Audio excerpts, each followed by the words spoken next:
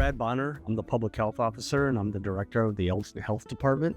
And every day the health department is out doing inspections and investigations behind the scenes to make sure the public is safe. We have over 400 establishments that we inspected the last few months here in the health department, which is a huge increase from what we were able to do in 2024. And when we do food establishment inspections, we're not just checking to make sure places are clean. We're actually going in there and making sure everything is safe for the community, whether it's in a restaurant or a food truck or any other type of food establishment that's in Elgin. We want to make sure the public can eat there safely without becoming ill. So currently we're in the middle of a busy special event season.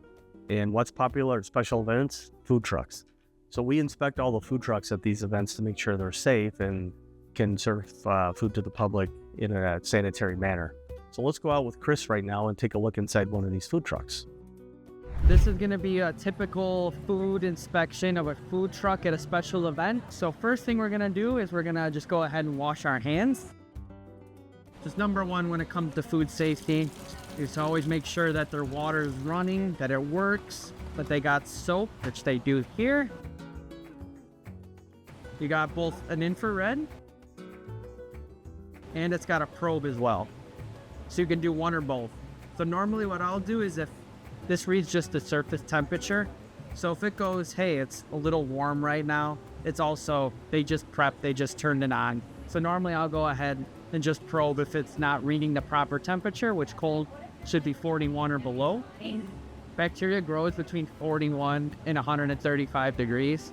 So for cold, it's gotta be 41 or less. For hot food, 135 or higher.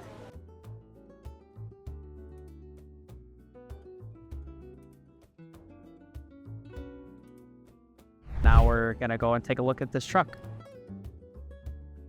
So every operator needs to have what's called a Certified Food Manager Certificate. It's so that they went through the food safety class and they know, hey, this is what I'm supposed to do at this certain time. If something wrong happens, they know how to fix it.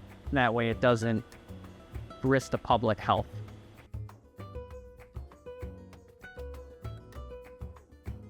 So we're just going, checking couple temperatures in each spot, making sure everything is good to go.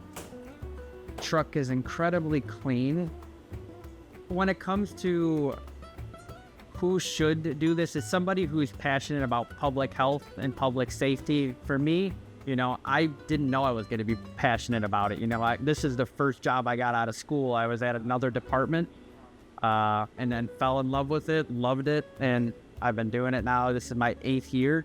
So for 3 different departments. So I've just been traveling around, seeing different things. You meet a lot of people.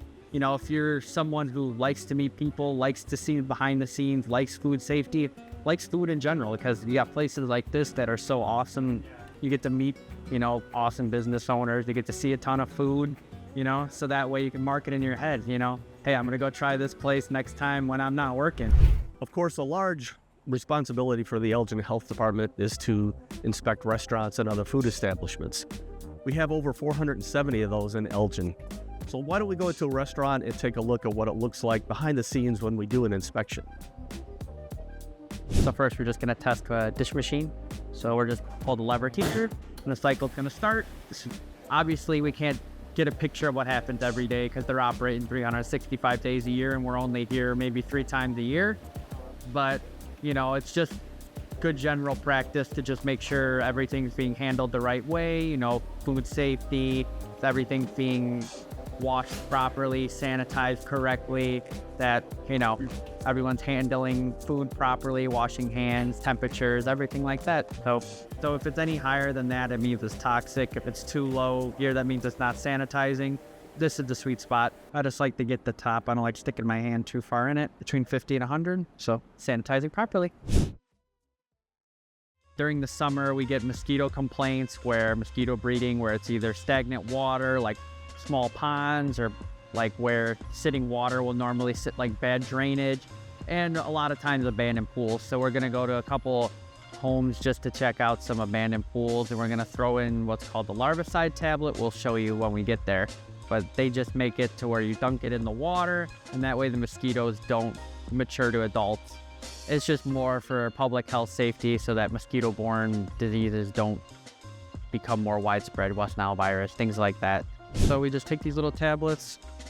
So you throw 2 tablets in a pool and that's it. So when you have an active pool, you know, people are constantly in it, things like that, it's not really a problem. But when it's an abandoned home like here and nothing's being taken care of, it could definitely be a nuisance to neighbors and the community itself, just because you're breeding a lot of mosquitoes, people are getting bites. You can call 311 and then they'll send it over to me, Brad and Lizette, and one of us will go out there to take care of it.